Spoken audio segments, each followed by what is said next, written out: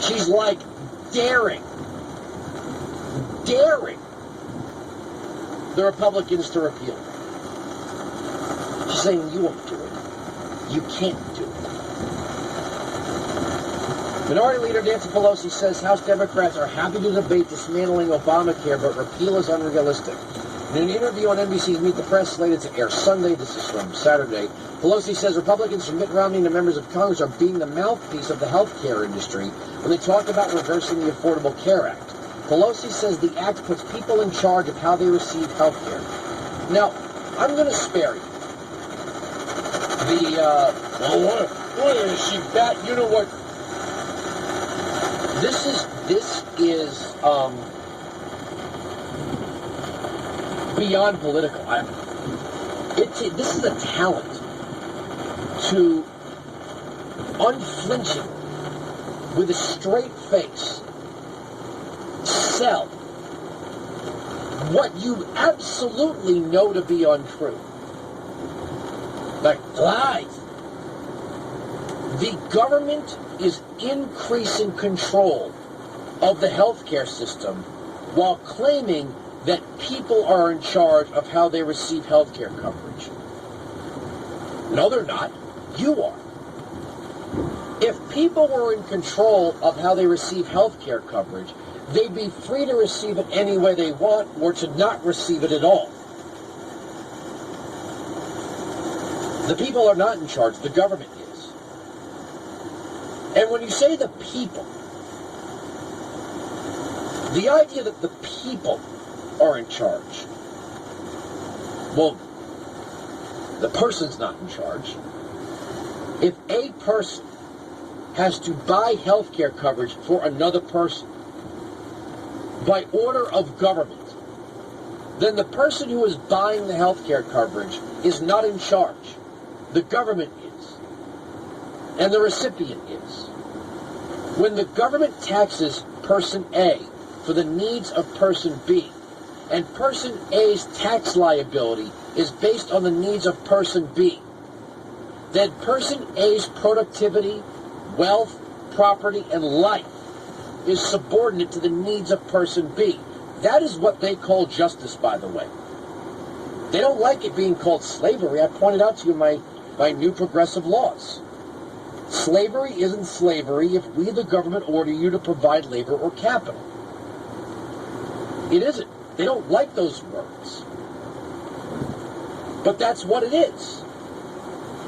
If the tax rates on a person are set for the needs of another person, not for the, as Madison wrote, for all people equally,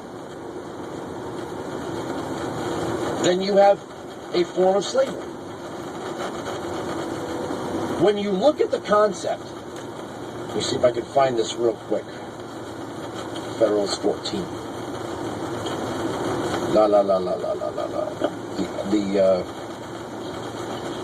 role of the federal government. Let's see. Okay, here we go. In the first place, it is to be remembered that the general government is not to be charged with the whole power of making and administering laws. Its jurisdiction is limited to certain enumerated objects which concern all the members of the Republic, but which are not to be attained by the separate provisions of any. The idea that one group of people inherently owe something to another group of people. You know what's even funnier about that? Let me go deeper. Let me go deeper into the philosophy here before I play some audio from Nancy Pelosi. The government. Well, let me go back to my new rules here. You will by law have to prove you have health care.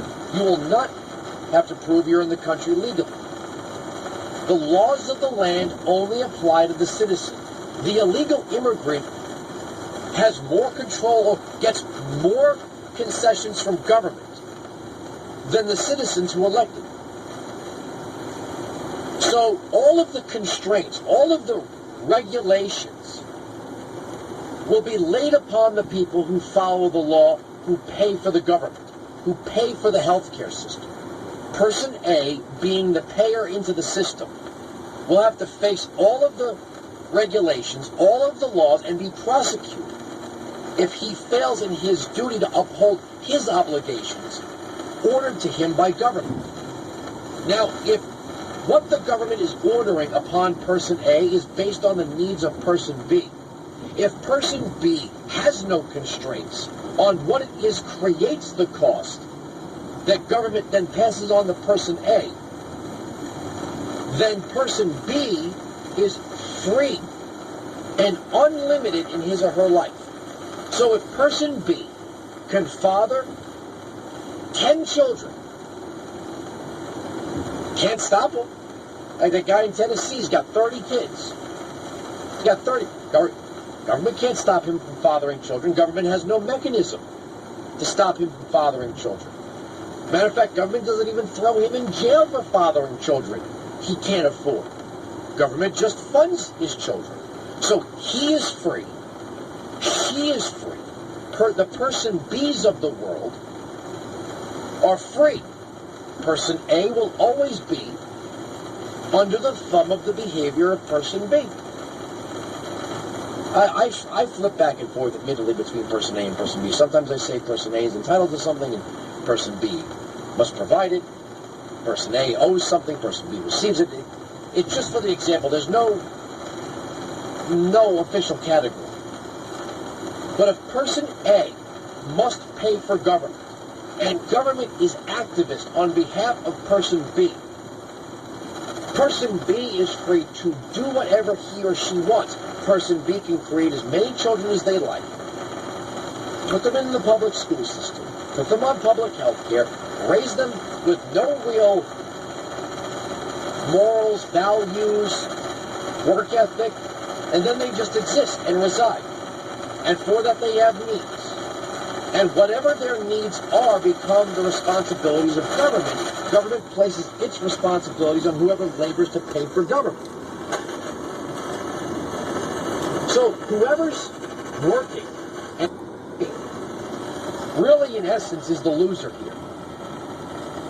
Whoever's doing nothing but receiving without regulating. No, the government can't regulate these things. Again, back to